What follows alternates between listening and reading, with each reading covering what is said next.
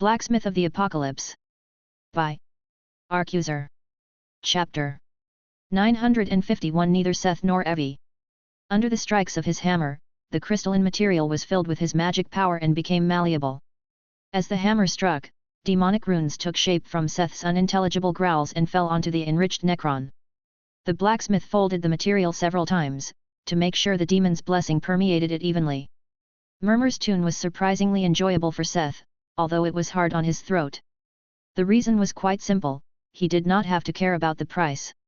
In exchange for Murmur's blessing to necromancy, the demon would claim part of the lives and souls that were ended by the undead empowered by his blessing. Neither Seth nor Evie had a problem with that. This meant he didn't need to concentrate on using soul trade while he was channeling the demon, running energy manipulation 3, singing, Seth's voice and other skills. With the amount of skills he had gotten used to activating simultaneously when crafting, just one falling away was a great relief. Once the chunk of enriched Necron was thoroughly kneaded, he started forging it into shape. He decided to start with something easier, and after some pondering, he began working on the armored boots. The boots made of leather dropped by the crypt walkers of the colossal dungeon were already prepared by Nico Booz. All the blacksmith currently needed to do was forging and attaching the fitting armor plates and shin guards. With practiced movements, he was able to finish them quickly. After pondering for a moment, he turned to forging the cuirass, since it was the only other piece he could finish with waiting for Nico. Seth had long since known Evie's measurement and was able to perfectly adjust the armor parts to her petite size. 4 hours later, Seth wiped the sweat off his forehead and sat down to have a break. Maybe it was a little too much to try and forge the full set on a single day. Despite not needing to use soul trade, the forging process was more demanding than expected because of the power of death splashing with every hit on his hammer and eating away at his stamina. He munched a meal from his inventory as he waited for his stamina, mana, and mental power to recover before he continued.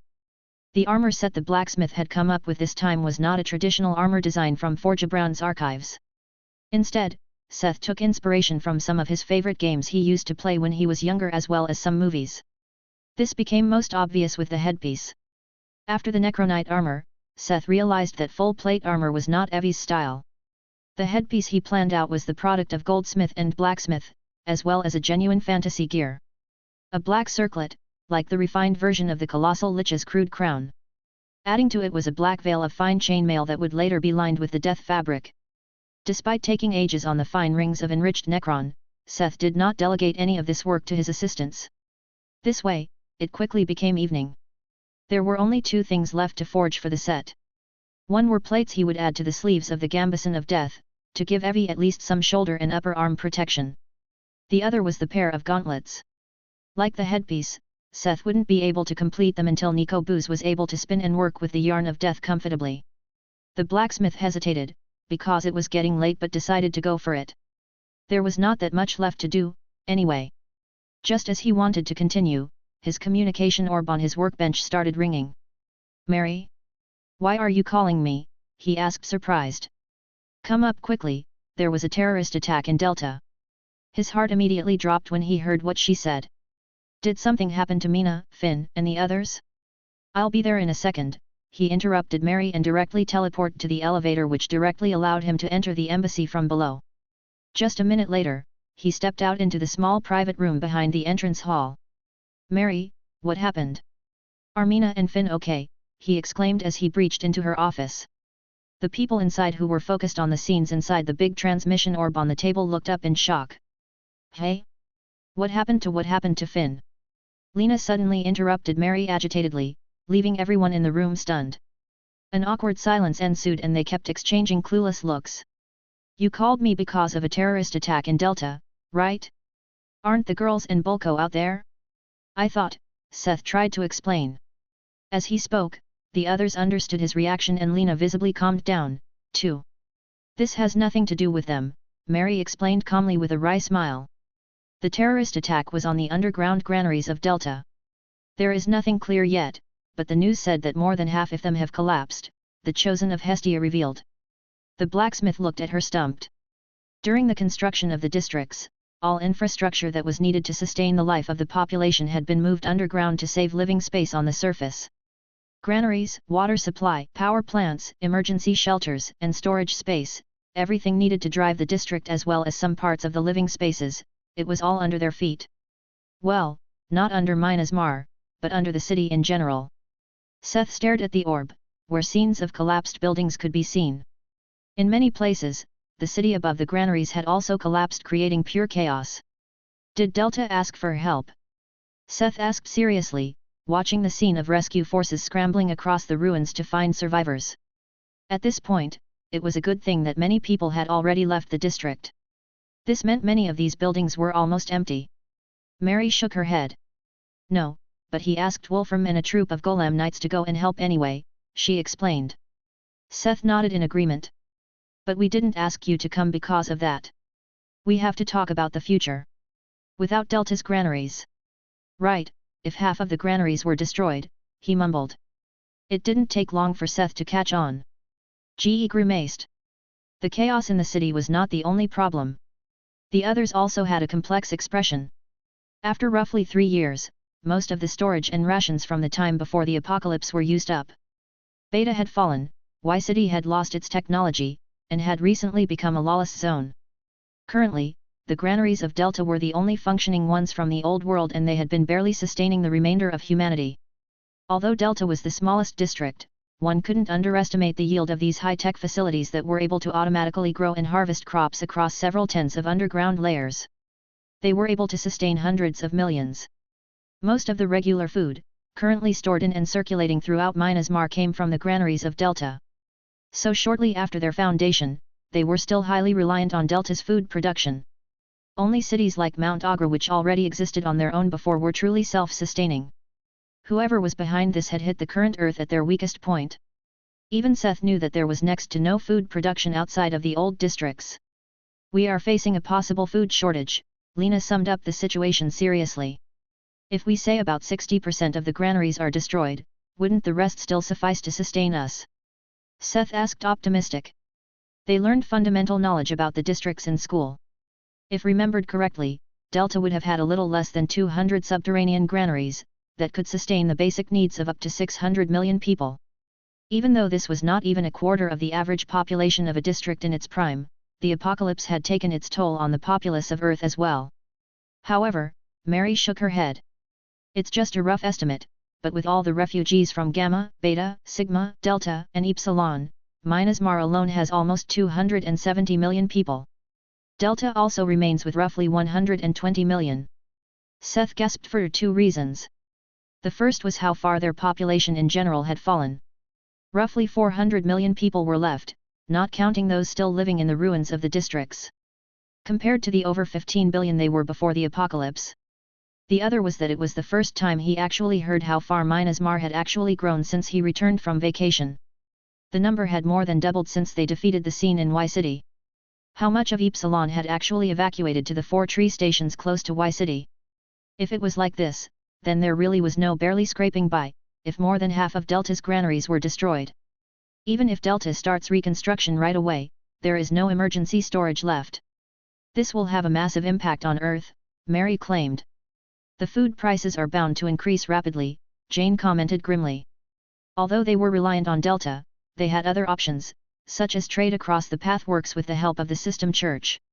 However, this meant they were helpless to the whims of foreign merchants. It was a simple concept, that price rose with demand. We can send an emergency request to Krna, however, I'm not very optimistic about their response, Lena mentioned. Minas Mar was not directly allied to Krna like Delta was. And if Delta cared for itself first, they would not face a food shortage at all, even with less than half their production. Karina. Seth looked over to the Dryad. Maybe the nature spirit had a good idea, however, the Dryad could only shrug apologetically. The guardian tree does not bear edible fruits. Although I can change the properties of offshoots to a certain degree, that won't change. Even with nature magic, I won't be able to suddenly summon massive orchards, she explained with a complicated expression. Between the tree and the Dryad, it was the tree that had all the power. Although she could guide this power to grow tree stations, she could not just take it as her own to do something completely different. We could also try and negotiate with Arjit Noor, to pay for golems and food, although I don't know how much food production an empire of undead would have, Love suggested. However, she met with warning gazes. Love, you are new, so I understand your confusion, however, we are not a charity. You have to distinguish between Myanmar, the guild, and Myanmar, the district. We offer the people a safe place to live, but we don't rule them. This discussion is one about the well-being of our customers, not our dependents. Each tree station has its own elected leaders. We are having this conversation to see if there is a way for us to help them, not to pamper them. It was a long-winded speech to clearly tell her, the golem money was the fruit of his work and not meant as a state fund. On one hand, it may have sounded cruel, but Seth was also convinced that the people of Myanmar were not his pets. He wouldn't bend and twist, to give them a perfect life. It wasn't like people in the tree stations were struggling to make a living. The rents were much lower than they were in the districts back then, and the system had opened a bunch of new possibilities to earn money. A rise in food expenses would not suddenly lead to a famine. After discussing for a while longer, they came to the conclusion. It seems like we won't find a quick solution now. Let's talk about this when the full extent of the incident is clear. Mary exclaimed and ended the meeting. They barely knew what exactly happened, and they didn't have any immediate way or need to come up with countermeasures right now. Seth decided that it was not worth worrying, yet, and returned to the workshop to try and finish at least the arm guard. Chapter 952. Two old coots. Delta actually lost 107 granaries, with 10 being damaged and needing repair. Mina read the news on her phone. Overnight, Delta had done a thorough investigation and gave a press conference in the morning about the current state of affairs. It seemed that several employees of the maintenance team had fled Delta after setting up arcane bombs in the granaries. There was no attempt to hide that this was a planned action to harm Delta. After the investigation, they also found several devices in other parts of the infrastructure of the district, that were set for a later date. Comparing them and the remnants found in the debris of the destroyed granaries, Krana's experts came to the conclusion that the bombs in the granaries went off early, allowing them to find the rest before Delta's infrastructure could be completely crippled. The maintenance workers in charge of these other parts had also fled and were also put on a wanted list. Many media outlets immediately blamed Delta's hard course over the past months, which only softened after the new representative of Krana was instated. Rampant discrimination and disrespect for workers in general, as well as complacency, had driven these people to treason. It was the government that created such a delicate weak point that someone now used to give them a decisive strike. The public actually came to a consensus. Ichabod, who had been in a tight spot ever since the fall of the scene, was asked to take responsibility and vacate his post. Serves him right, Seth commented as he shoveled breakfast into his mouth. Did it say anything about plans to rebuild the lost granaries? The blacksmith asked a moment later. Although he said that he was not here to pamper the people of Myanmar, it didn't mean that he wouldn't like to see this problem solved. No, they didn't make a comment on that, Mina said, shaking her head. Oh, luck, a better game. Finn suddenly exclaimed with a full mouth, pointing at the kitchen counter where a scroll with a small silver ring on it had appeared. This was an idea Simon came up with. Since the tower ego of Myanmar had access to the teleportation and could scan for the sigil rings Seth made, they came up with an automated way for the system church to send or forward mail. Instead of Simon or one of the staff handing them to them whenever they came through the church, they could now put them into a box at the formation, and the tower ego would scan for the scroll ring and directly send it to the receiver in Myanmar. The mail would then appear close to them. Mina turned around and picked up the scroll, raising an eyebrow in surprise when she read the sender. It's from Master Tord and Nadal. For you, she said and handed him the letter. Happily, the blacksmith took the letter. It had been a while since he heard of the two. Seth had been thinking more often about the two, especially Master Tord, as he studied and tried to modify the Master Tier enchantments. It was a joyful coincidence to suddenly hear of the two. As he read the letter, Seth's heart started beating faster. What does it say? Finn asked after finally swallowing for once. They heard our announcement of the tournament and congratulated me on my legendary item. The bigger news is that they intend to move here. Finally, some good news. Seth exclaimed happily. With those two experienced craftsmen joining Myanmar, even Seth would finally have something to seek advice from. Not to mention their new employees. Most importantly, he was looking forward to meeting his own master again. In moments when he was alone in the smithy before he was able to summon Sivri, he had often thought of his time at the dwarf's workshop. Really? Those two old coots actually decided to leave Aura. Mina and Finn exclaimed in surprise. Hey, don't just call them old coots in such unison. The letter says they still have stuff to manage and they will come over in 2 weeks, he admonished the girls a little. 2 weeks, hey? I really want to know what Tord's face will look like if he sees all the stuff you have made lately, Finn said with a mischievous grin. Seth was also looking forward to showing his work to the dwarf. Do you think Mike would be back by then? Mina suddenly asked. Seth knew that she missed her brother. Hard to say. In the last update, they said that they are moving toward a place called Morantud to look for information. I have no idea how long it would take for them just to get there. If things become too complicated, I will tell him to forget about the request and finish his divine quest. Although he really didn't want to destroy the hope of a little girl who had already gone through an awful lot, he couldn't ask Mike and Lydia to spend weeks looking for a stranger in the no man's land. Maybe he could leave it to Ray? Are you two going to Delta again? Seth asked, as he finished breakfast and stood up. Yap, it's now even more important to better our relationship with them. Are you going back to your workshop? Yup, I have to make some items for Nico and hope to finish Evie's armor pieces today, or tomorrow at the latest. Exchanging a farewell kiss with each of them, they separated and Seth teleported to the workshop. Yesterday, after the sudden meeting, Seth had still managed to finish the armor plates for the upper arms, so the only thing left to forge now were the gauntlets. For the gauntlets, he just needed to prepare the armor pieces that would later attach to a pair of fabric gloves. What was special about them was that they were more like tactical gloves. They had the built-in knuckle dusters of a good gauntlet but sacrificed the armor on the fingers. This would allow Evie to perform the gestures for her magic with higher precision, instead of wearing a traditional gauntlet for knights. But in case she died and turned into a random kind of undead, Evie would still be able to burst skulls with her punches, as she used to if it was an undead specialized in melee battle. Despite being a finicky task, Seth has already made quite a few gauntlets. With practiced hands and growling the Ballad of Murmur, the deep black gauntlet pieces took shape within 2 hours. At this point, the only thing missing were the inner gloves made of death fabric. Instead of directly moving on to enchanting the armor pieces, as he would usually do, he set them aside for now. Seth started working on the items for the tailor. As he mentioned to Mina, he needed to bring Nico Booz to a level where he would be able to reliably spin the yarn of death, without croaking after 30 minutes. Endurance, willpower, and dexterity, these enchantments now elevated to the master tier would help him with this. The choice of material was easy, as Ithilden was readily available. The question of what to make for Nico was answered by the tailor's unwillingness to wear armor when working.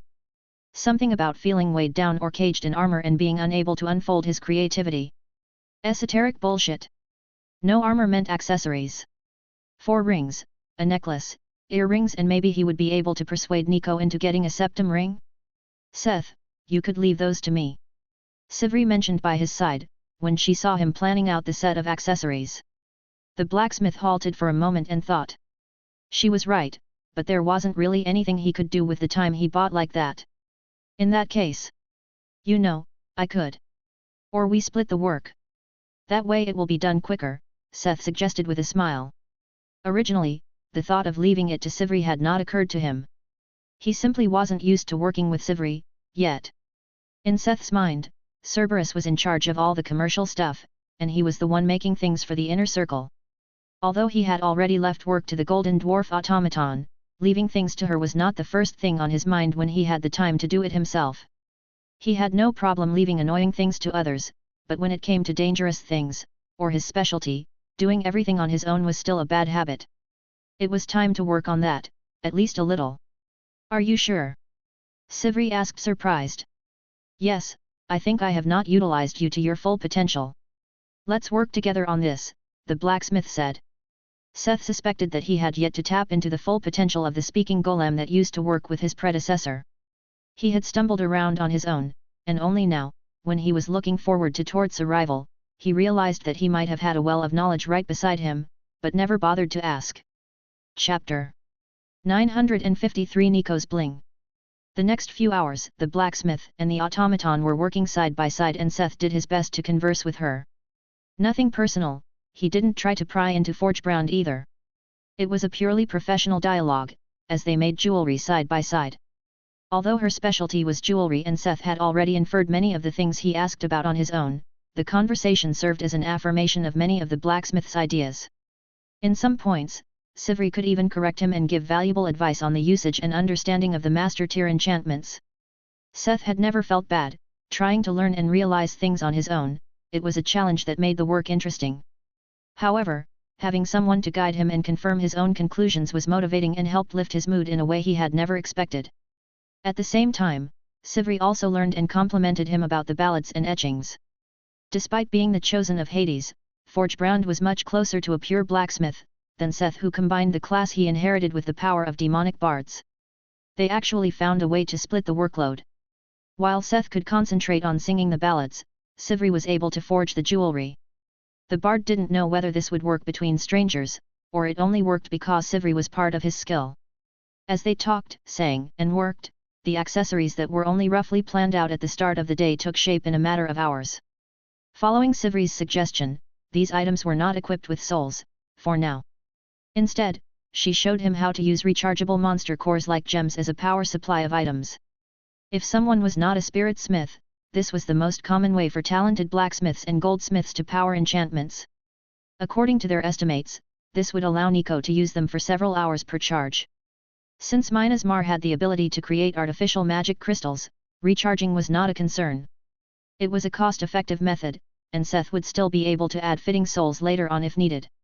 It was also the first time for Seth to engrave a master-tier enchantment on something small like a ring and earrings. Not that he had much experience, to begin with. Sivri helped a lot, showing him the correct use of the magnifying device correctly for tiny enchantments. The accessories were too small for demonic etchings, at least Seth currently lacked the practice to be able to etch the runes that small without making mistakes. Although etching belonged to his enchantment skill, which he mastered, it didn't mean he didn't need practice. It was like normal writing, even if you understood the language and alphabet you wrote, it didn't mean you would have beautiful calligraphy.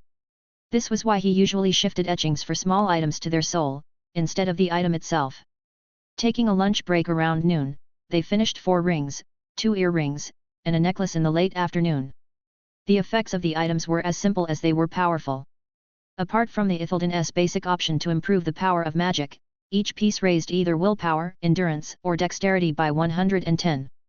Unexpectedly, it was not by 130, because his skill composer of fusion had not taken full effect because it depended on the variety of skills he used in the crafting process. Since he only used goldsmith, enchantment, and singing, he only got a 10% improvement from his skill. Although his maestro skill composer of fusion disappointed him a little, Karen's obel shone this time around, as its special effect activated with 3 of the 7 accessories. 2 rings and an earring had a random effect bestowed upon them by his hammer. One of the rings had the option to increase affinity with darkness by 20%, another improved skill effects by 20%, and the earring improved the power of wind magic by 45%. They were not the mightiest effects, but they came without a cost and were all more or less helpful to Nico Booz. Some monster cores could also add effects to items, but the main effect of the ones they had chosen was literally being a great energy storage. They were also able to recharge on their own. Just that the speed and amount of recharging were slow and almost negligible compared to the cost of the master tier enchantments.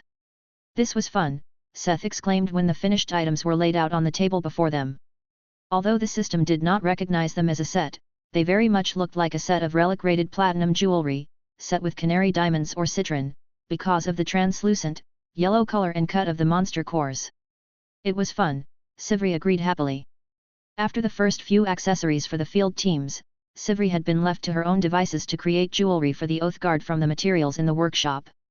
But unlike Cerberus, who lacked the personality to mind, Sivri was happier if Seth depended on her directly, instead of leaving miscellaneous stuff to her.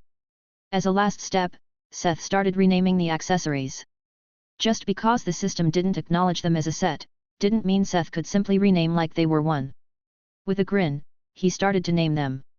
The 4 rings became Nico's Ring of Darkness, Nico's Skill Enhancer Ring, Nico's Stone Skin Ring, and Nico's Ring of Will. The earrings were Nico's Second Will and Nico's New Wind, while the necklace became Nico's Quick Hands. He deliberately chose cheesy run-of-the-mill names, as it gave him an irrational joy to do this to universally sought-after relic-rated items. He looked forward to after the tournament when he would start selling items like this at the auction house. Even if he gave the items embarrassing names, everyone would still want them, but they would feel conflicted talking about them, because of the names. They couldn't even lie about it, since anyone with a good appraisal skills would be able to prove them wrong. Sivri, do you want to come along? I want to give them to Nico and end the day there. The blacksmith offered his golden assistant to have a part in the delivery. Sivir had helped him a lot and he thoroughly understood, that she was different from Cerberus, especially since she was not bound to the workshop. I think you should get to know more people in Mina's March. Let's go around and introduce you. Sivri halted as if she needed a moment to think. She threw a glance at Cerberus. Did she hesitate? No. I would love that, thank you, she finally answered, her voice heavy with emotion. Sivri bore a weight Seth didn't know about. Most likely something about Forgebrand, but from her voice he meant to hear a very small hint that she was ready to try and move on. Of course, his social skills were severely lacking, so he might have interpreted everything wrong. What he could tell for sure, was that she had a broad smile on her face, as they left the workshop area. After we meet with Nico, we will go to the cafeteria. It should be time for dinner, so there will be a bunch of people I can introduce you to, he said on the way to the tailor's workshop. Nico was busy finishing the prototype of the quad-elemental robe when Seth and a petite golden dwarf suddenly barged into his workshop. We bring presents, the golden dwarf cheered. And good company, Seth completed elated. Nico's face was a mask made of stone. What in the world was suddenly going on? Was it not enough that he was bedridden for the past 2 days because Seth cajoled him into messing with the power of death? He couldn't help it, but he came to dread the Tower Master's visits. What's with that face? I came to give you a supplement for your work and to introduce you to Sivri. Seth scolded him. Sivri? Nico asked, things were moving a little too fast for him. This is Sivri, he said, pointing at the petite golden dwarf automaton. Hello, the dwarf greeted in a sweet, slightly mechanical voice. Is she one of your golems? Nico asked perplexed. No, actually, and Seth explained it to him. So you had that poor lady stay down there in that smoky slough, with a bunch of reclusive blacksmiths and a silent golem for company? De fuck is wrong with you, the tailor asked appalled. Okay, no need to scold me, I already realized my error. I underestimated Sivri. Anyway, we finished the items, so you can start spinning the yarn of death. Ugh. Nico had tried to guilt-trip him into forgetting about the yarn, but it did not work. Do I really have to? Can't you show mercy? You have no idea what a sickening feeling it is to touch that energy, he whined. Stop the complaining. Once you wear this stuff, there should be no problem with that, Seth choked off his monologue. For better or worse, Nico was forced to listen to the blacksmith's explanation of his new items. Although he started unwillingly, his eyes shone by the time Seth finished his introduction. The tailor didn't care much for the smaller effect, but plus 330 willpower, plus 220 dexterity, and plus 220 endurance, more than doubled his willpower, raised his dexterity above 1000, and raised his endurance just above 300. If these items held what the blacksmith promised, maybe he would really be able to spin that yarn and maybe go even further beyond. Chapter 954 Death Thread. The next day, Seth finally started enchanting Evie's new armor. For starters, there was the integrated circuit, based on the master tier necromancy enchantments he had gotten from Arjit Noer and further refined with Sivri's experienced eyes. Although Seth couldn't finish the armor until Nico delivered the gloves for the gauntlets and the gambeson, he could still go ahead and engrave the circuit on the parts he had already forged, and he started with the cuirass. Engraving the enriched Necron demanded a lot of care since the material was very crystalline. It was hard to make clear lines without the edges chipping.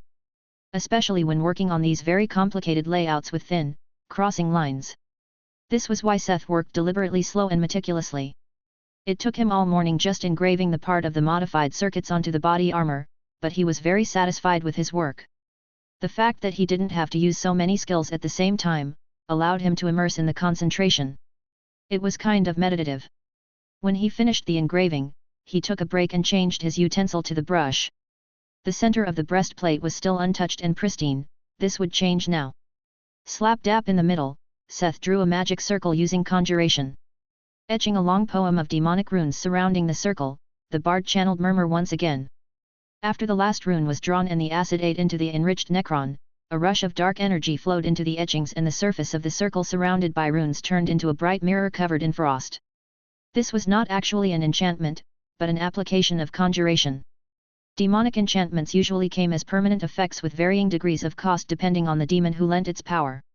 The cost always had to be paid, either by the bard, the user, or the enemy of the user. However, this usually happened passively. What Seth had added was something he genuinely thought would be able to benefit Evie. Usually, a necromancer himself was the weakest link in their class, like with any summoner-type player. This was why the Necronite armor he made for Evie last time boasted a balance of great defense and magic offense. However, Evie was not just some necromancer. She was an immortal witch, a class that could compete with the class of underworld fairy she got after being chosen by Persephone. The witch had no need for great defense since she would keep reviving. Then what option he could add that could give her actual merit in battle? Of course, one that could help her continuously grow even stronger in battle. The circle Seth added was an active sacrificial formation that would allow Evie to sacrifice undead to murmur and gain mana and magic power through the ceremony. With the aura of death, the armor would give her, she would never be short on undead to sacrifice in the middle of battle. This way her army could become a resource to buff her, if needed. Seth didn't like undead, so the thought of getting rid of them was always a happy one. Looking at the finished cuirass in satisfaction, he finally noticed the time. It was already evening. "Sivri, you should have told me how late it is already," Seth complained as he put the cuirass away.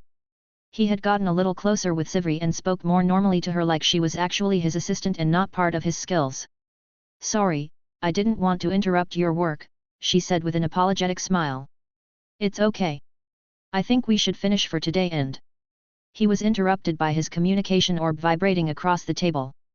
Someone was calling him. "Nico? Why are you calling me?" he asked surprised when the tailor's face appeared in the orb. "You finally picked up. I already called you 5 times already," it came from the orb. "Did you?" "Yeah, he did." "You didn't notice while working," Sivri answered happily from the side. "I was calling because I have enough yarn to start weaving. I should be able to finish the gloves and lining tomorrow," the tailor explained proudly. He had immediately jumped into action after he was given a power-up and had conscripted love for the whole day to make yarn. "Can you bring me the headpiece so I can take the correct measurements for the lining?" he finally asked. "Sure, I will come by right now. I wanted to finish for today, anyway." Moments later, Seth was about to enter Nico's workshop when he recoiled, startled by the scene inside. "What in the world happened here?" Seth exclaimed when he entered the tailor workshop. The whole floor was covered in loose black thread and 3 pitiful assistants were busy winding them up on spools by hand. "Oh! You are already here. I might have gotten a little too motivated," Nico answered, embarrassed at the sight of his workshop covered in a cloud of black yarn with the aura of death. No wonder he was so convinced that he had enough. Maybe this was already enough for the Gambeson, too? Seeing the immediate effect of his items on the tailor's skills also made him optimistic about the personal project he was thinking about. "It's great to see you so motivated, I'm looking forward to the results," Seth said happily as he handed the circlet with chainveil to the tailor. "Here, just keep it until you are done." The next day, Seth concentrated on the armored boots.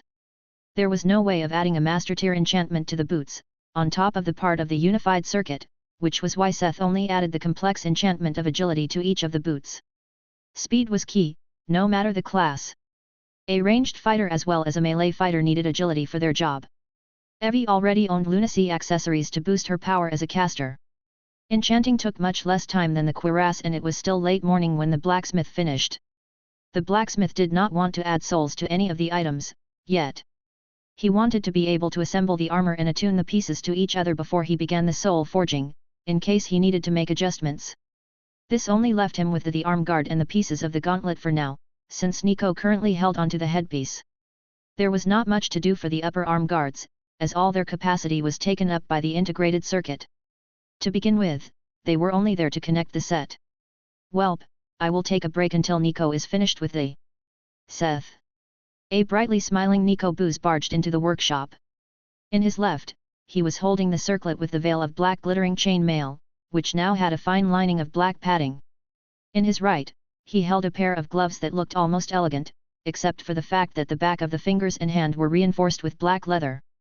Proudly, the tailor held up his work of the morning. "I finished the lining and the gloves for you." Observing the man with a bright smile, Seth noticed the dark bags under his eyes and the slight shaking in his movements. Had the tailor spent all night weaving the fabric and continued to finish the items in the morning? "Great work, Nico, but listen, you should take better care of yourself. I didn't want you to pull an all-nighter for this," Seth said, reluctantly worrying about the man. Although Seth had some misgivings, he still respected Nico and saw him as one of his comrades. What are you saying? I'm okay, really. That's because of the items, but you shouldn't abuse this. Take off the items and get some good rest, please. Endurance was the attribute that also indirectly affected someone's stamina. Nico, who had notoriously low endurance and suddenly had a huge increase because of the items. However, stats like health regeneration and stamina were special. Although the feeling of fatigue was driven off or wounds were healed, it didn't mean that this came without repercussions to the body. If the body was not built to take the strain, there could be a big side effect to overdrawing one's energy. Just like when someone kept drinking stamina potions to stay awake. Abuse would always have consequences. Someone like Nico, who was built like a stick figure, was the last person who should abuse these kinds of effects. I am telling you, I'm okay, wait. Ugh. As Nico was waving his hands, assuring Seth he was okay, the blacksmith took the chance, grabbed his wrist, and pulled off one of the endurance rings. The effect was immediate. Nico started to slur and lost balance. The tailor almost fell unconscious. See, I warned you. Tower, put him in his bed. But, the tailor tried to argue but was interrupted by the tower ego. Affirmative. The next moment Nico vanished from his arms, only the glove and circlet were left of him. Seth also put the ring he took away into his pocket. Maybe it was better to confiscate these items, and only let Nico use them when he needed them. Chapter 955 Morin 2. Unclaimed Mountains, Morin 2, 2 days later. The Emerald City was called the entrance to the Unclaimed Mountains, the most western branch of the Central Mountain Range. After passing the entrance, the climate quickly changed again. They were still in the mountains, but the climate became closer to a desert. The mountains were dry and hot in the day, and freezing cold in the night. The mountains were not really covered in snow, instead, it was a barren and desolate landscape of rocky cliffs and crippled or dead vegetation. It was the complete opposite of the green hell they came through before, and someone else may have suffered just the same in this environment. However, not mentioning the Parrot of Doom, or his trusty steed Blotches, Lydia and Mike were the chosen of Heliopolian gods, and somehow felt at home in this desert-like environment. Only Ray suffered under the merciless sun during the day and the bitter cold at night as he led the way. Although Ray's appearance had suffered under the blessing of his god, his mount was a lot cooler than theirs by several magnitudes. While Lydia and Mike rode Evan's alpacas, Ray was riding a massive black horse he had summoned. Its imposing stature and beauty could almost compete with the raw martial power of the questing beast. The landscape was barren and hostile, but it was not empty. The beasts they came across varied greatly in strength, but they rarely got the chance to fight, because of Blotched and Ceres with them acting as natural repellents. Most they only saw from a distance. The ones that dared to attack were either brainless cannon fodder or too confident in their own skills. No matter which, the automaton did not have to lift a feather, as Lydia and Mike easily took care of them. Although the party had no problems with the monsters, it didn't mean they were weak. Like in every area of life, there were stories of success and tragedy. After entering the mountains, the party realized that Emerald City and the few cities they heard about beforehand were the 1% that succeeded. Although it was a success with a pitch-black shadow, it was better than the other 99%. As they followed Ray, they came past many examples of those who failed. The number of settlements that showed signs of reconstruction and destruction was as surprising as it was tragic. Some seemed to have been given up before they could be finished, others, only the broken formations and dried stains of blood bore witness to the recent presence of people. Compared to the massive cityscapes the people of Earth were used to from the districts, the cities like Emerald City in the Unclaimed Mountains were naturally tiny. However, these mining outposts barely registered as villages. It was no wonder that they would be overrun the moment a strong monster appeared. The few nameless settlements and mining outposts they came across, that were not abandoned, showed no reaction to them passing by. The barriers and gates stayed shut tightly. Even if they left Ceres and Blotches behind, to not look like a total band of weirdos, nobody dared open their doors for them. They wouldn't even talk with them. As such, they had to make their way through the barren desert mountains completely on their own. They had enough rations, but it was pure luck that Ceres had gotten the power to provide them with fresh water, otherwise the water they had taken along may not have sufficed. I didn't think it would be this bad in these parts, Ray apologized after they passed by another mining outpost that kept their doors shut. He also had not been to Morin 2 before and only knew its rough location on the map. After traveling for almost a week they reached the estimated location Ray knew about, they still spent 2 hours searching until Ceres finally found the city from the sky. Morinta was big for its circumstances. With a quarter the size of Emerald City, they could roughly guess its population at 10 to 15,000. It was surprisingly big for a bandit bay in the middle of nowhere and surrounded by mountains filled with beasts ranging between level 80 to 95. It was also unexpectedly fortified. Nestled up to a mountainside above a sparsely vegetated valley, the place of depravity was protected by several levels of walls and enveloped in several layers of barriers. It looked like a modern city, intersected by medieval city walls. From afar they could not only see the fortification, but they were even able to see that part of the valley below had been reclaimed.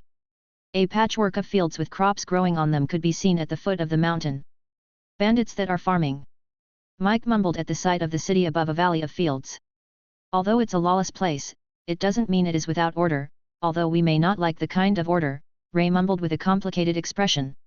He had spent longer than them in the unclaimed mountains. He didn't talk much about it, but it was obvious he had seen a lot of unsavory stuff. After a moment of silence, they started descending into the valley. Ceres and Blotches silently stayed back as the chances to enter Morinta with those two were slim. As they got closer, they were able to make out figures on the fields. Are those farmers? Lydia asked surprised.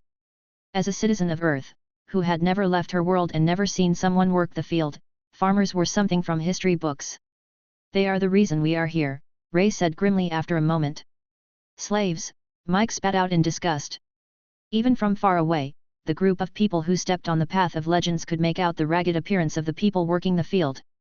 What was surprising was the diversity. Wearing dirty clothes, males from all kinds of races from across the pathworks were working hard either plowing, weeding, or harvesting the fields. They were still some very far away when they saw a massive shadow descent upon the fields. Their mounts stopped dead in their tracks and even the three adventurers were startled by the creature that emerged from the clouds. The bird was massive, with wings that blotted out the sun. Looking like a grotesque reimagining of an owl, built of necrotic flesh and steel, the size of a colossus, the thing dove down towards the field. On the fields, the people started running and guards came from the towers and the city gates at the bottom. Magic and skills were fired from guards and people on the city walls, not weak by any means, but none of the attacks could stop or even hurt the thing. Ignoring the attacks, the bird of prey made a turn right above the ground, grabbed a bunch of the slaves on the field, and returned to the air. The three of them tried to hurry and help, but their mounts wouldn't move and by the time they started sprinting towards the field, everything was already over. In a matter of seconds, the colossal owl had appeared, took its prey, and vanished again without a trace, leaving the trio dumbfounded. Tisk, we were too late, Mike lamented. What was that? He asked Ray, but the Saint of Solfium could only shrug his shoulders helplessly. He had no idea what that was. He had never heard about it before either. Ceres? Ceres? Can you hear me? Lydia spoke into the communication orb. She wondered what the storm elemental was up to while a giant biomechanical bird kidnapped people, however, nobody answered. Ceres isn't answering, she concluded and put it away, after trying for several minutes. It had not even been half an hour since they separated but the bird was already doing stuff on its own. Mike sighed and calmed down. Ceres can take care of itself. What is important now is getting in the city and do what we came here for. Let's hope we can really get information on that girl's aunt here. So far, I haven't really questioned the quest from Seth, but could you tell me why finding a single woman is that important? Ray asked carefully after they were back on their mounts and slowly drew closer to the city. You are too naive, Ray.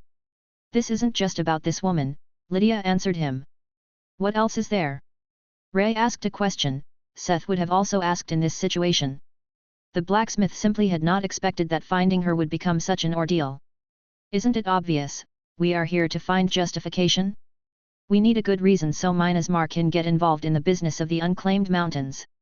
Think about the public outcry, when we come back with a victim rescued from bandits and slavery and witness reports of the conditions across these lawless mountains. Even if we as a guild promised not to get involved with the unclaimed mountains, there will be more than enough people who will jump at the chance to play hero. It wouldn't be the first time. This way we can indirectly get involved without breaking the contract. Lydia kept reading way too much into Seth's whim of goodwill. However, if she were to bring this up to Seth, the blacksmith wouldn't deny it, as her explanation would have sounded quite plausible and he did irk him that stuff like the storm or existed without his knowledge. Although Mike wasn't too sure about Lydia's explanation, he kept silent. They all fell silent when they finally reached the gates of Morintu, the first settlement since Emerald City that didn't quickly shut their doors and raised their defenses. Chapter 956 Morintu, 2. Unclaimed Mountains, Morintu. The guard had already returned to the posts when the group of 3 came closer to the gate. Although they had tried to stop the bird, they didn't seem overly concerned about the people they lost. "Leave the talking to me. I will get us in," Ray assured them as he stepped before the guards. However, there was not much talking at all. It was a quick exchange of a stack of silver coins that made the guard step aside, letting them enter through the city gates. Nobody asked for their names, they didn't even try to look under the hoods of their travel coats. "What was that?" Mike whispered as they entered the lowest ring of the city. It reminded that Catman of the dock areas he had once seen at harbor cities. Wherever they looked were bars, taverns, cheap inns, and dodgy brothels. He regretted having such a good nose because this place reeked wretched. "I have not been here before, but I have been to places like this." The best entry ticket was a stack of cash. "These guys don't really give a crap about who enters, or for what reason," Ray explained quietly.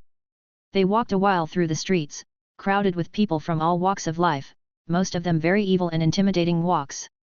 It was hard for the chosen of Mahis to fathom how people that were supposedly normal citizens, could generate such an intense aura of savagery in barely 3 years. Not all, but some of them felt like they lived as murderers for decades.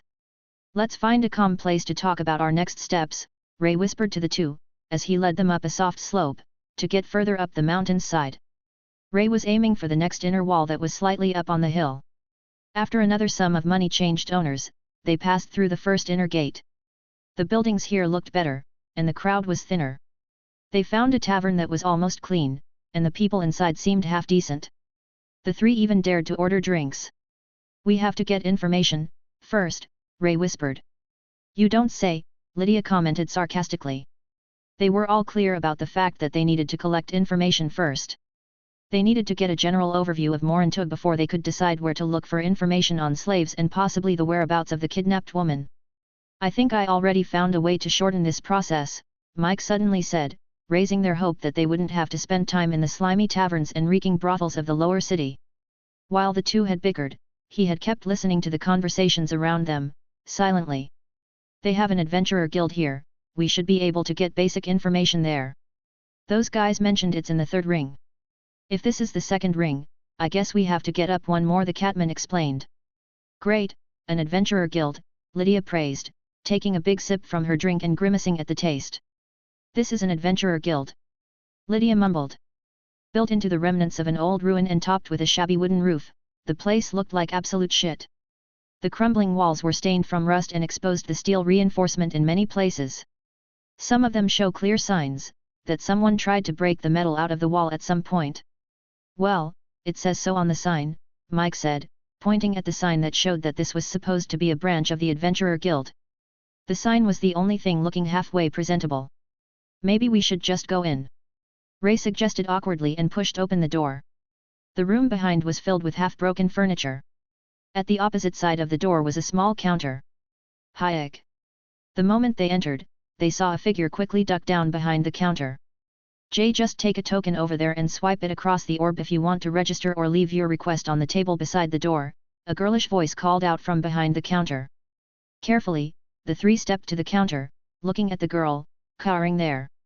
She was a young woman, with an unkempt plait of hair. The disheveled and dirty uniform she wore identified her as a receptionist of the guild. Please leave me alone. I have no money." "You will get in trouble with the Lord if you do anything to me," she exclaimed with tears in her eyes. Hugging her knees and quivering, she did not dare to look at the 3 hooded visitors. Lydia couldn't help but grasp her shoulder softly. "We are not here to harm you. We just arrived in Morintu and heard there was an adventurer guild. All we wanted was to ask for some basic information on the place," she explained softly. Her friendly voice had the girl look at her in surprise. I will not be fooled by nice words, again. Please leave, I can't help you," she begged. "But maybe we can help you? Just what happened here for a branch of the Adventurer Guild to be in this state? Where is the guild master?" Mike interjected. After he voiced his question, the girl started sobbing. "Mike, you," Lydia wanted to admonish him, but the girl started talking like a dam broke. The guildmaster and the others, she halted for a moment to snuffle. They are all gone. They killed them. They slaughtered everyone right before my eyes, right here. And they will do the same to you if you try to help me, she exclaimed tragically. Afterward, she wasn't able to speak a coherent word for minutes, only crying and sobbing. Shit, they actually dared to kill a guildmaster. Mike exclaimed, shocked. While they waited for the receptionist to calm down under Lydia's care, Mike and Ray took a moment to take a closer look at the guild. Somebody knew what they were doing. Although Mike had never worked at the guild, he knew the general setup of a guild branch. The basic loadout of a branch was a crystal to register adventurers, a device to print the guild card, and appraisal devices to check someone's status. Like the rest of the room, those things were either smashed or stolen. The only thing left was the device to register adventurers and a bunch of token amulets on the wall that could be used for temporary registration. It was clear someone had gotten rid of everything, except the adventurer orb, which allowed for registration and resurrection in the guild, in case one died in the dungeons. When Mike put down the hood of his coat, there was suddenly a gasp and the pitiful sobbing waned. Why, you are a beastman. Oh, has the dungeon god finally answered my prayers? She asked with a glimmer of hope in her eyes. Why is my race important? Mike asked confused. Why? Because someone like you would never come here to join these assholes. They think of any non-humans from the Pathworks as nothing more than invaders and potential slaves. Why, you have to be strong if you dare to come this deep into this place. Then I will tell you everything I know, just please take me along when you decide to flee. She had actually crawled over the counter and clung to Mike's leg. Okay, we will help you, but get off of him, Lydia assured her and asked her resolutely to get away from her boyfriend. Seeing finally some hope and reason to trust them, the receptionist was able to calm down a little. What's your name?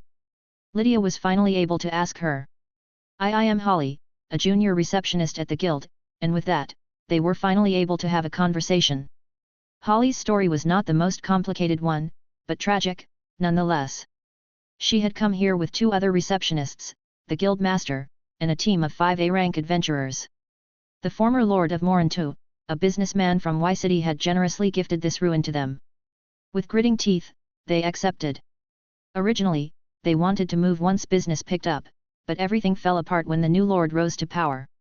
Morinto became more and more lawless and chaotic as the new lord cared for little more than his own amusement. Crime lords ruled as they wished, and even slavery became a common thing since then. It was when the guild master spoke out against the practice of slavery. I can still hear the fighting and the screams, the things they did to the others. She started sobbing again. This lord has quite the balls, Mike commented, knowing how far the adventurer guild was willing to go to protect their own. Even though I don't want to speak in his favor, it wasn't actually the lord who ordered them.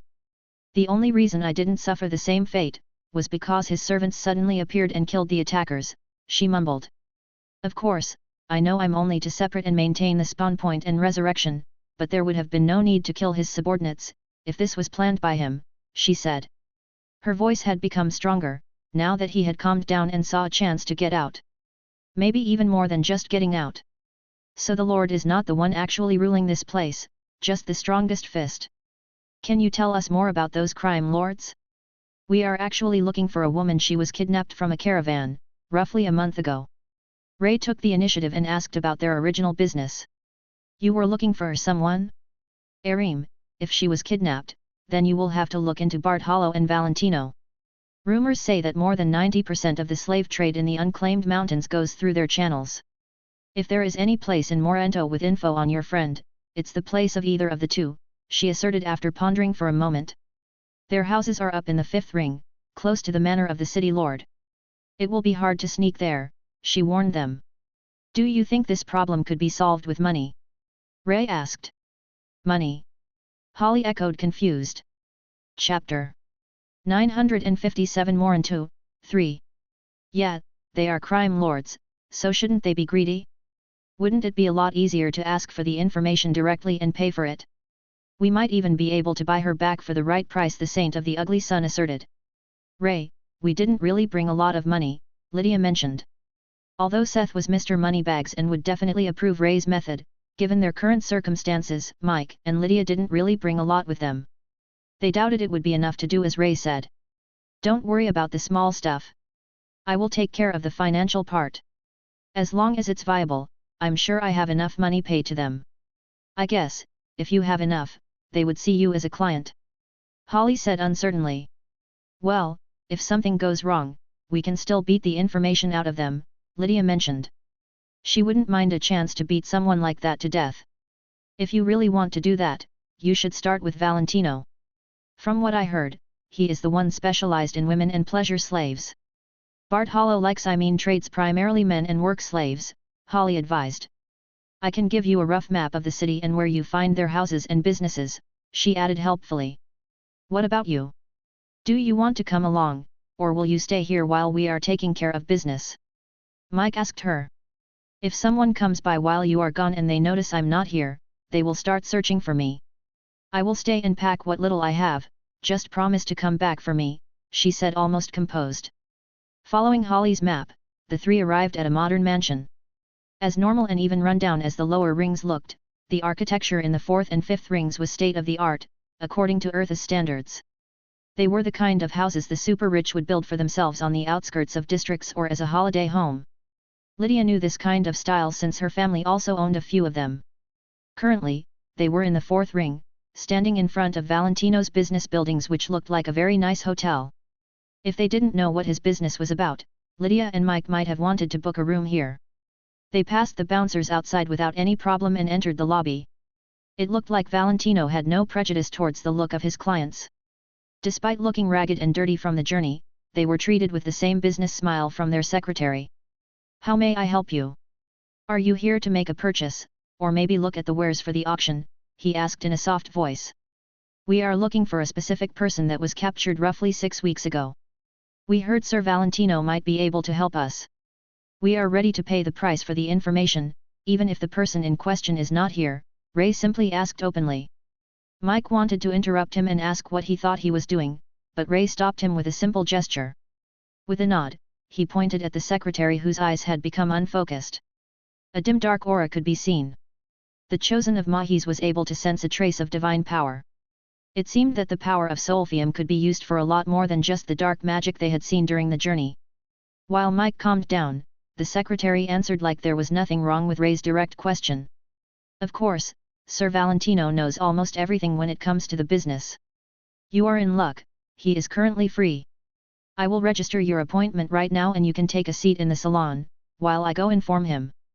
Slightly perturbed by Ray's mind-bending powers that seemed almost as practical as Seth's, they followed the man into the salon, where they took off their coats and sat down on the clean, expensive-looking furniture. 10 minutes later, another secretary with a slightly confused look had brought them a cup of tea and they had just started enjoying it when the man of the hour finally appeared in the salon. Valentino was by no means a tall man. His body shape was closer to a ball and the red velvet gown he wore didn't help him look any less like a Christmas ornament. What did you do to Angelo? He knew I was taking a bath and would never interrupt me. What do you want? He said in a grumpy voice.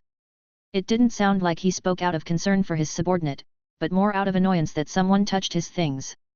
All three looked a little awkward at the short, round man. Had they known he was taking a bath, they also would never have interrupted him. They all could have lived a better life, without seeing what the way too short gown revealed freely. I'm sorry for the interruption, he will be fine in a while. We hope you can help us with information about a missing person. There is a high chance she was sold into slavery after being caught. And you guys thought, oh, well. Dang diddle-dee-doo. Let's just go and ask the guy who is involved with most slave trade in this wasteland and hope he is nice enough to help. Are you serious? Valentino asked sarcastically. We are ready to pay you accordingly, Ray said, dropping 5 fat gold coins on the table. Just for the information. If you currently own her or can get her for us, we will pay at least twice her worth or 10 gold coins. Ray talked about readily splurging big sums of money. Mike and Lydia couldn't help but ponder where the shaman had gotten so much money. Even if he plundered a bunch of bandit bases, wasn't this too much? Wherever the money came from, it had the expected effect. Valentino snorted appeased and sat down opposite of the group, giving another view they came to regret. The next moment, he also held a cup of tea, before he continued speaking. Fine, who are you looking for? Name, sex, and location they were grabbed from. Any description of the attacker, maybe the name of the group, he asked for the basic information he needed to find someone. Mike pulled out a crummy piece of paper and pushed it across the table. He had written down everything Seth had forwarded from his conversation with the pair of father and daughter. When Valentino picked it up and his eyes flew over the text, he suddenly laughed out loud. Meg Huffin? You are actually looking for Meg Huffin? I would say this is the easiest money I ever earned. She didn't come through my place, but she made a big scene at Bartolo's before she was sold off to the Lord as a guard for the fields. Now that I think about it, I never heard of her afterward. After explaining it to them, he naturally, almost provocatively, took the 5 gold coins on the table and stored them in his inventory. However, none of them made attempts to stop him. This had been way easier than they thought. They had come here, half expecting to be rejected. Even if they weren't, they thought it would take ages of reading account books and stuff like that to find her name and location, if Valentino even had it. For the man to immediately know, what had that woman done to stay in his memory? What did she do for you to remember her so easily? Ray asked the question they all had been thinking about. Okay, I will tell you. Bartolo, that idiot, gave her a high-ranking potion to sell her in pristine condition, only for half of his guards to be beaten black and blue by her. Only the Lord's guards were able to stop that raging beast, after which he purchased her. That's all I know. I didn't hear anything about her afterward. That means, unless the Lord of Morento released her, she is still in his possession. Lydia asked. I would guess so. This finishes our business. So please leave and annoy someone else. Valentino ended their conversation, pointing at the door. Fine, then, let's go, Ray said to the others and stood up. A little more unwilling, the others stood up, too. How do we know he isn't just making it up? Mike whispered to the shaman. He said the truth. I'm the chosen of Solfium, I can detect evil energy, miasma, and intent. Had he lied, I would have picked up on it, he explained on the way out. Chapter 958 Trainee Dungeon. Minas Mar. Slowly, Seth walked through the dungeon in the style of an ancient ruin. Hieroglyphs and reliefs nobody could understand covered the walls, giving the place an aura of mysticism and danger. He unwittingly stepped on a pressure plate and a volley of poison arrows rained on him, only to be deflected by his armor, dealing no damage whatsoever. The party behind him gasped in awe. I stepped on it on purpose, to show you what can happen if you are not careful in places like this, where traps and monsters are mixed together, he quickly explained to his passengers. Since the blacksmith needed to wait for Nico Booz to finish the death gambeson before he could attune the parts of the integrated circuits, he picked up the same work as Mina, Finn, and the others. Technically, he volunteered as a nanny to help young people who just came of age in Delta to level up and explain the basics of adventuring. Originally, he wanted to go with his girlfriend, but he was simply too good. Seth could heal, fight, tank, and support with buffs and debuffs. As an absolute all-rounder, the others convinced him that it was better to solo the role of a bus for a party. When he suggested that he would also take part in this program, Bryce from the Adventurer Guild personally asked him to be in charge of their promising first-timers. Seth doubted that he was qualified to guide such young people on adventuring, however, Bryce insisted that he just needed to make sure their first dungeon run went without hiccups. Oh, look! There is a monster house up ahead. I think you guys are ready to fight them on your own. Don't worry, I'm here. I won't let you experience death on your first time in a dungeon, he spoke motivatingly, using the voice of Seth to strike confidence in his trainees today. The party behind him were all people slightly younger than Evie. As the age of adulthood was 15, according to the system, that was also the time people would be able to choose their first class. The boys and girls behind him had faced the apocalypse, without the support of the system. They were lucky that they had been living in Delta at the time. It explained the harsh gaze in their eyes. Despite this being their first time in the dungeon, it wasn't the first time they were facing monsters. In many ways, these kids were much stronger than Seth was when the apocalypse started. Well, that wasn't really hard, they also suffered 3 years of hardship, unlike Seth at the time. You just have to do what you learned at the academy. Just remember the formation and attack, Seth encouraged them, as they hesitated to enter the monster house. This was already Seth's 3rd time, over the past 3 days, that he guided a group of newbies. He was confident that they could do it. This was a low-level dungeon with monsters ranging from Level 1 to 2. Although it had the design of a temple ruin, the monsters inside were stuff like snakes, spiders, scorpions, lizards, and jackals. Although the beasts were hard to look at, they had no intelligence like humanoid opponents. The children nodded at his words and slowly inched into the room, filled with Leave One spiders the size of chihuahuas. In the back, Seth held Cleobum and played a benign tune. It was no demonic ballad or dark piece, but it was a simple, genuine song that could slightly strengthen the party and improve the morale. As the bard said, the trainees quickly found confidence as the strategies they were taught at the Adventurer Academy worked without a problem. Slowly, Seth stopped going in the front and left it to the thief of the party to detect the low-level traps. By the time they reached the boss room on the 3rd floor, the blacksmith had no reason to interfere anymore. All of the members of the small party had leveled up to level 2 and felt ready to face the boss mob. Seth gave them a moment to face reality before he stepped in. The moment they entered the boss room, their formation was destroyed and the party was wasted. Even when they were Orihuma and the same level as the boss was a beast with stats vastly outstripping its level. This was also something they had to learn. Unless they had a class, skill, or gear to overcome the level difference, no strategy with a small party could help them win. The Leave 2 Jackal boss the size of a big dog easily brushed off the tank's taunt, mowed down the vanguard, and charged at the rear guard made up of a mage and a support. It was only when they were facing serious injuries that Seth stepped in. A strong grip caught the Jackal's neck right before it could rip of the caster's face, holding the boss like a naughty kitten. No matter how the Jackal struggled, there was no resisting the iron grip of the blacksmith. "What are you doing? Come on, finish it off." "Yes, Mr. Smith." Gulping at the display of strength, the teens did not hesitate for long and quickly started attacking the helpless boss. Once the boss was defeated, the return formation in a small treasure chest appeared. With sparkling eyes, the trainees looted 3 silver and a belt from the dungeon chest. Their happiness of earning 3 silver was quite adorable. "Before we leave, come here for a moment," he called the group.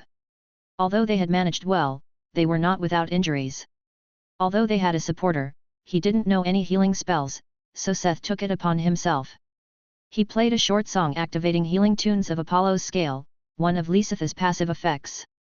As he played, the smaller and bigger wounds quickly vanished, leaving the party a little dirty, but healthy. "Okay, let's leave this place." "Thank you, sir." As the trainees entered the return formation, Seth waited at the side to make sure everyone made it back. The last one to step into the formation was the caster, who almost lost his face, literally. But he hesitated before stepping in. "Mr. Smith, you are really strong, right?" he asked carefully, as it was not appropriate to ask for the level of someone else. I believe there would be quite a few people who would say that, yet. Then maybe," he took a deep breath, collecting his confidence. "Then maybe you could," but he suddenly halted. "I could." "No, please forget what I said," the caster said with a wry smile and quickly vanished in the return formation. Seth frowned after he was gone. What was he supposed to do now? It was clear that the boy wanted to ask for help with something. Could he really just forget it? Maybe he should at least mention it to the academy teacher or something. As he pondered, he also stepped into the formation, appearing outside the dungeon. Although the rest of the party was still here, the mage boy had already run off. "Seth, are you already done?" Mina called out, walking toward him. Before he could answer, Finn had already thrown herself in his arms. Behind them were also Bulko and Lixis.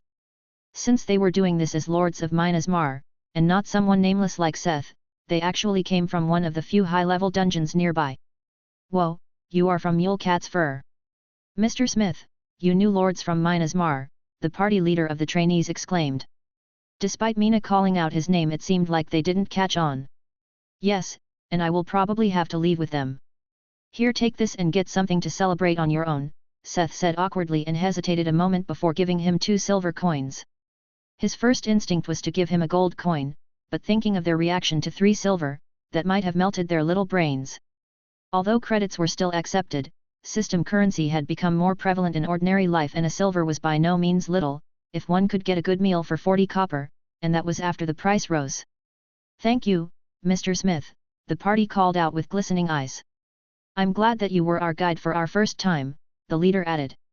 Now they had 5 silver to celebrate their first dungeon run. "Let's get something to eat, too," Seth whispered to his friends as they quickly distanced themselves from the teens. The bard's responsibility ended the moment they got out of the dungeon. At this point, the restaurant in Delta could not compete with the quality of Link's food, but they had a good atmosphere. They dined and talked until late evening when Seth's communication orb suddenly vibrated. Seth, a tailor that looked like a corpse exclaimed, "I did it. The gambeson is finished." The moment he ended his sentence, Nico slipped out of the frame. He probably fell unconscious. Seth could only shake his head. Despite telling him to look out for himself, the tailor had really strained himself to finish quickly. "Thanks, Nico. I will come by tomorrow," he said and cut the connection. Chapter 959 Suicide? You managed to finish the gambeson? Seth asked as he visited Nico in his room the next day. The tailor had thoroughly exhausted himself, but he was already looking better after having a meal and a visit from Linry. It seemed like Allison had also tended to him, during the night. "Yes, here it is," he said and pulled it out. Like the gloves and lining, it was made of ink-black fabrics. It swallowed the light, making it hard to see any details apart from the contours. Unable to make out the characteristic stitches of a gambeson, it almost looked like a knee-length robe tailor-made for Evie.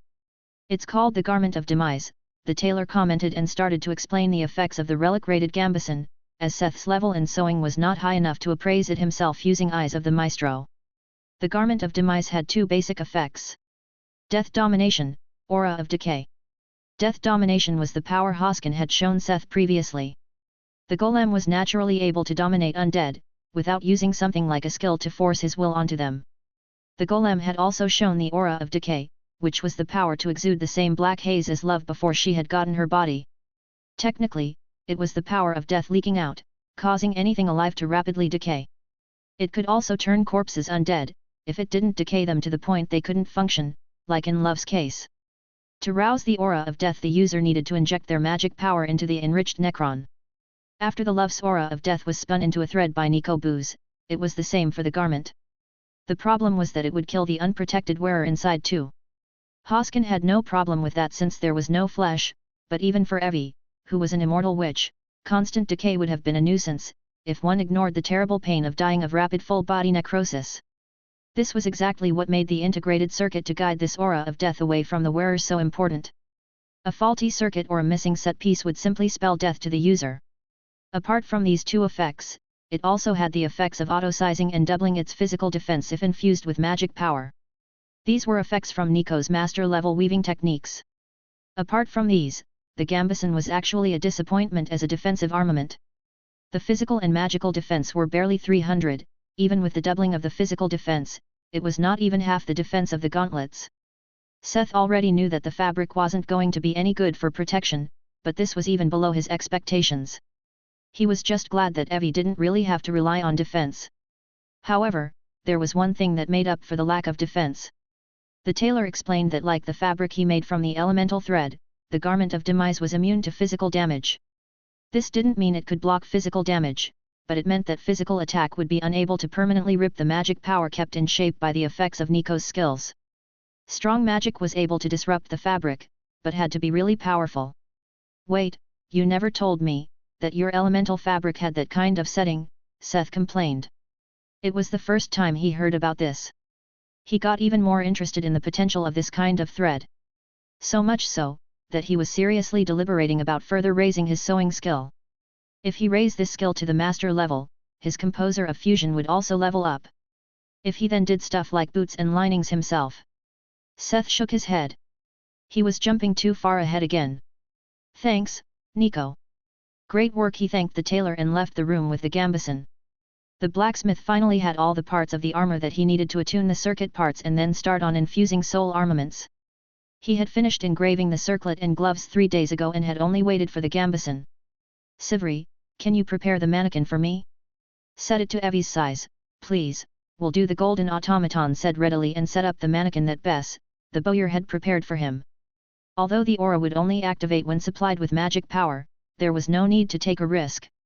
Slightly awkwardly, Seth started dressing the mannequin with the gambeson, the gloves, the boots, the helmet, and the cuirass.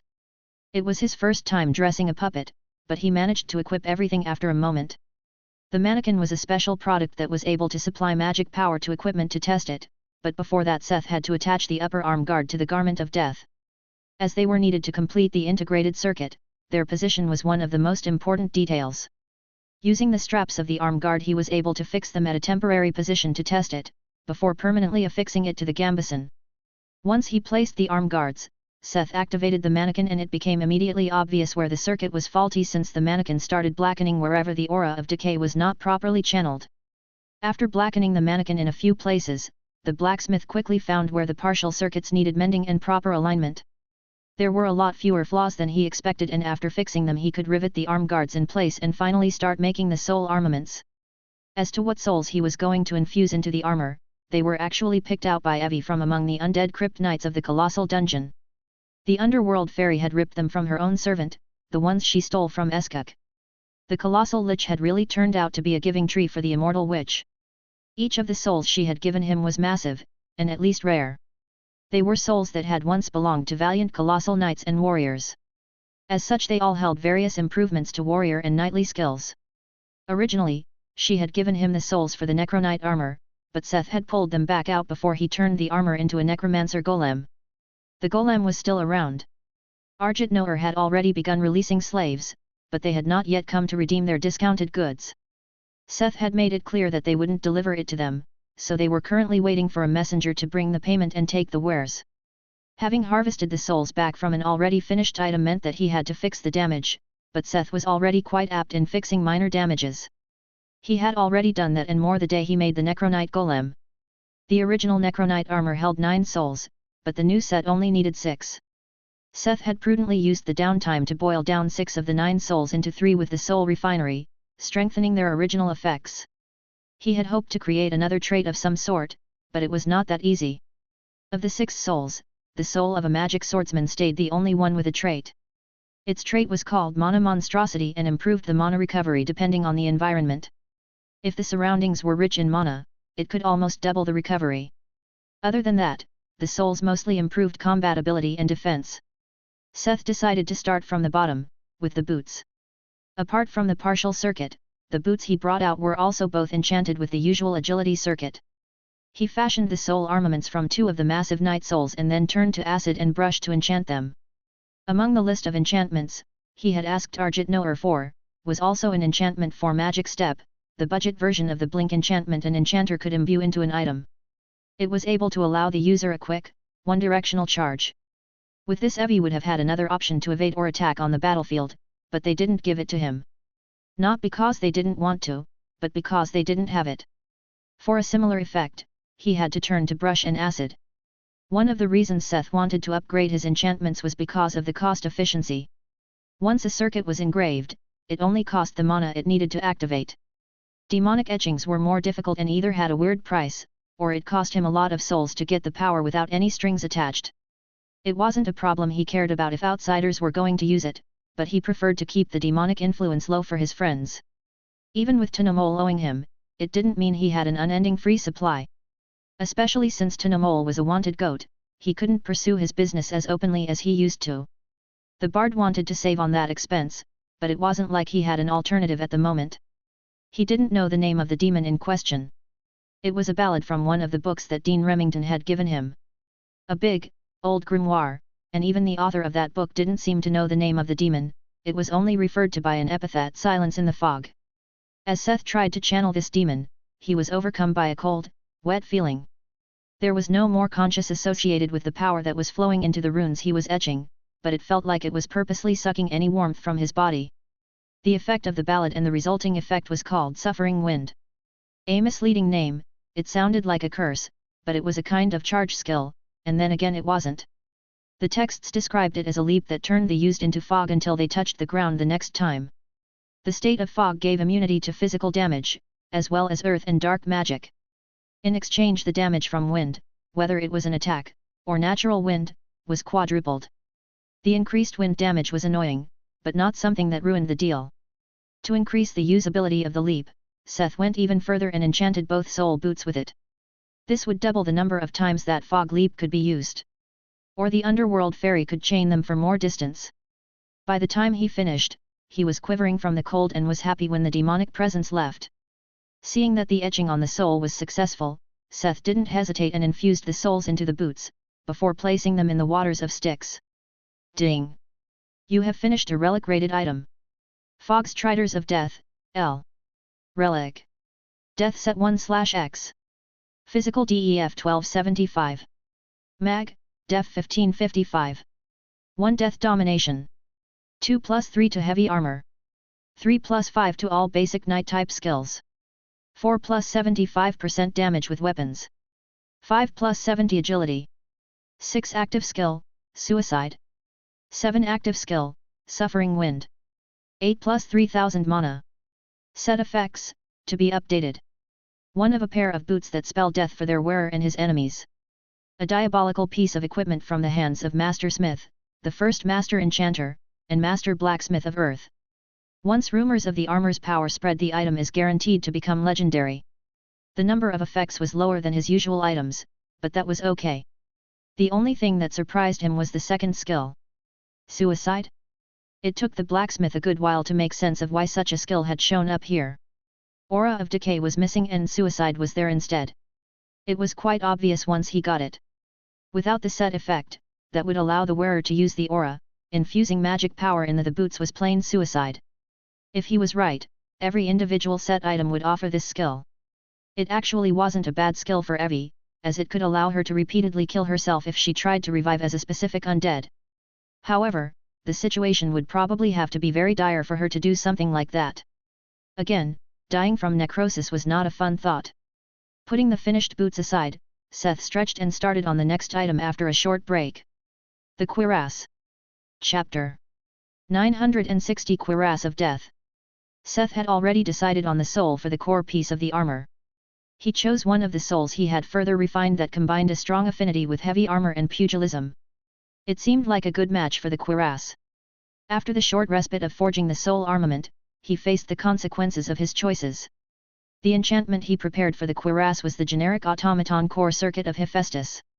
An enchantment that was even more difficult than the master tier circuits he had gotten from Arjit Noer. However, he had his reasons. If the Cuirass had an ego, it could not only deny being worn by someone not approved by Seth, but it could also help Evie use the sacrificial formation. Although it was a lot of work, it was worth it. For the next hours, Seth was silently focused on his task of engraving the soul Cuirass. Until he was almost disrupted by the orb on the table vibrating. He glanced at it with hostility, not moving an inch. He made no attempt to take the call and simply waited for it to stop with sparks flying from his eyes. Only when it stopped, did he calmly continue. By the time he made the last finishing touches, he had already forgotten about the call. At this point, it had already gotten late. As awesome as the master tier enchantments were, they also cost him a lot more time, if he didn't want to make a mistake. He could only look forward to leveling his master skills, in the hope that it would ease the pressure, later on. Although the growth came to a crawl after reaching the master tier, his skills still improved with every item. Goldsmith was over 30%, Blacksmith almost at the halfway mark, and enchantment was around 75%. After pondering for a moment, he decided to end his day quickly after infusing the soul Cuirass and finishing item. Ding! You have finished a relic rated item. Cuirass of Death. Relic, Ego.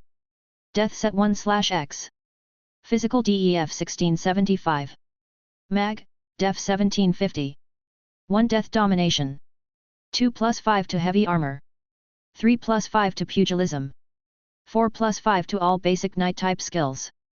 5 plus 120% damage with weapons. 6 plus 5000 mana. 7 active skill, Suicide. 8 active skill, Sacrifice to Murmur. Set effects, to be updated. A cuirass that spells death for the wearer and his enemies. A diabolical piece of equipment from the hands of Master Smith, the first Master Enchanter, and Master Blacksmith of Earth.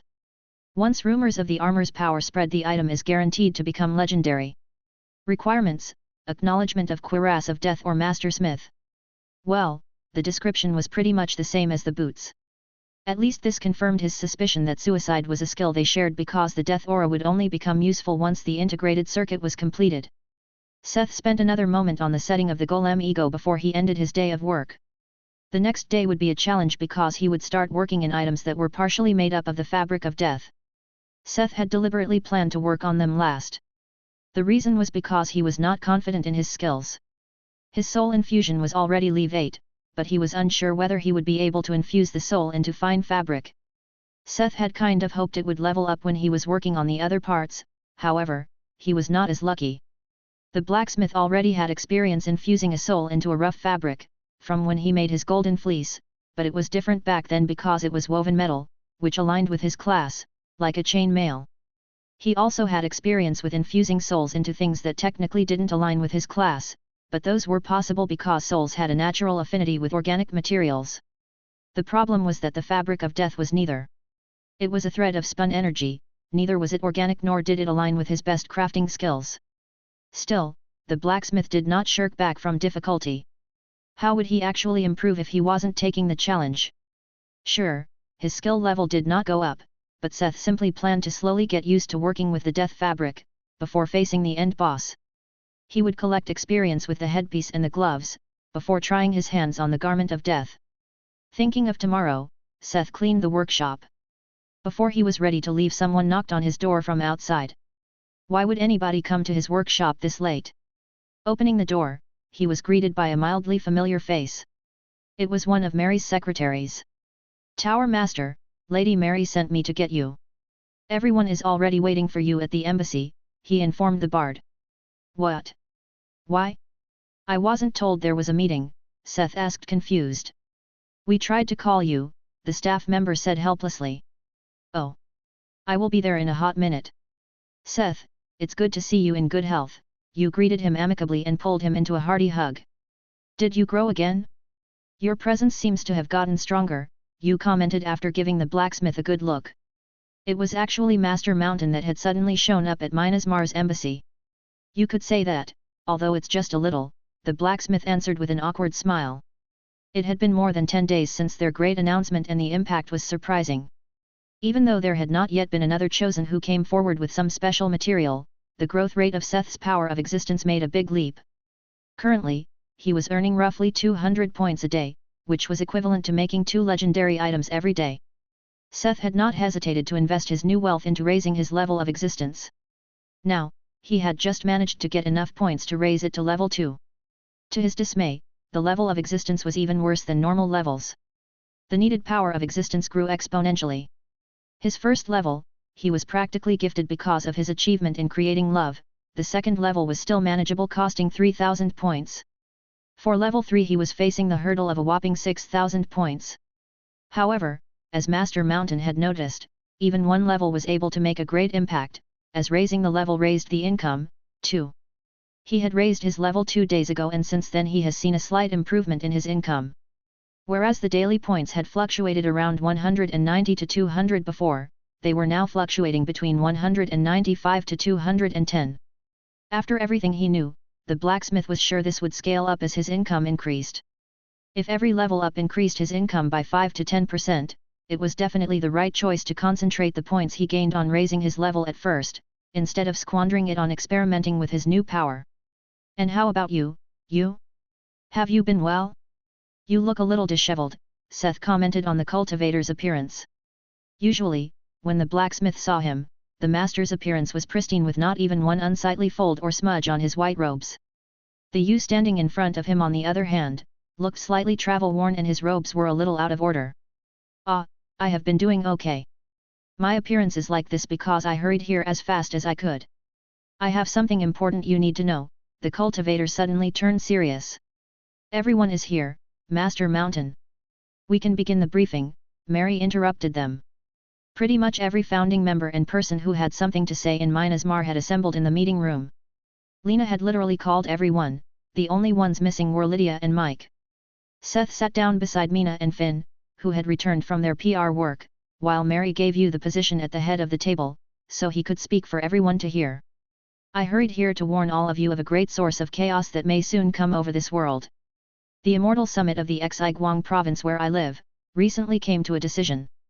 "Immortal Summit? I'm already getting tired of pompous people calling themselves immortals," Seth commented, prompting a chuckle from the old man. Still, his face quickly turned serious again. "They are very pompous indeed, but their plans will have serious consequences. Earth will soon be flooded by the sects of the Xi Guang province.